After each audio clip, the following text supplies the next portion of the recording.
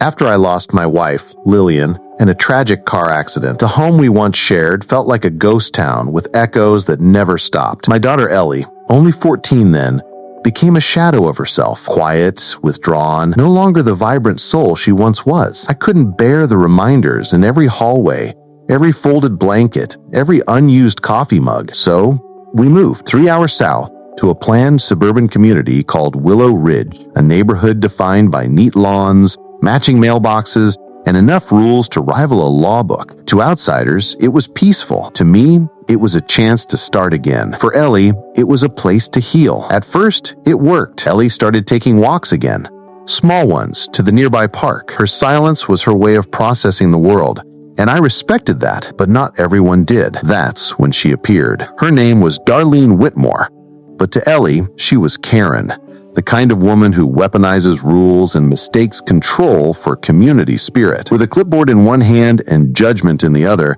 she soon made it clear Ellie's silence, her hoodie, earbuds, all unacceptable. At first, it was subtle. HOA violation notices for ridiculous things like grass length and misplaced trash cans. But then it turned personal.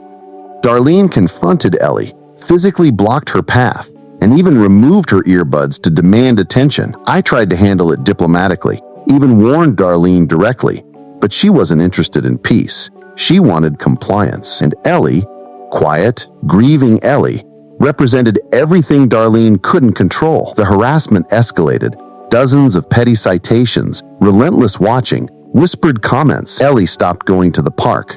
Her anxiety returned. I documented everything. I was no longer just a father. I was preparing a case. Then came the moment that changed everything. It was a peaceful Saturday morning. Ellie decided to walk to the park again. I watched from the window, proud she was finding her strength. Moments later, I heard a sound I'll never forget, a loud crack, one that split the calm like lightning on a clear day. I ran, fast, and I found my daughter collapsed on the sidewalk, blood soaking through her hoodie. Darlene stood nearby, a firearm in hand, calmly explaining she had felt threatened. Ellie was just walking. No confrontation, no provocation, just a teenager, taking steps toward healing, interrupted by fear, entitlement, and the belief that silence was disrespect. The aftermath was swift.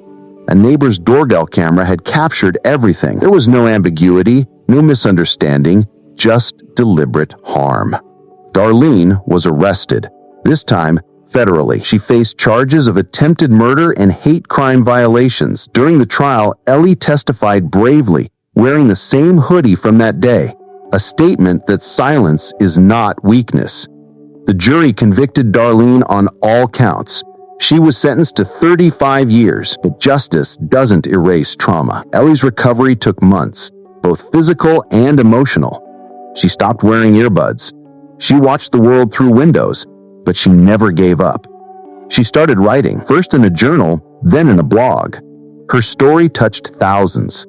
Other girls reached out, those who felt judged, overlooked, or unsafe for being quiet. Ellie wasn't invisible anymore.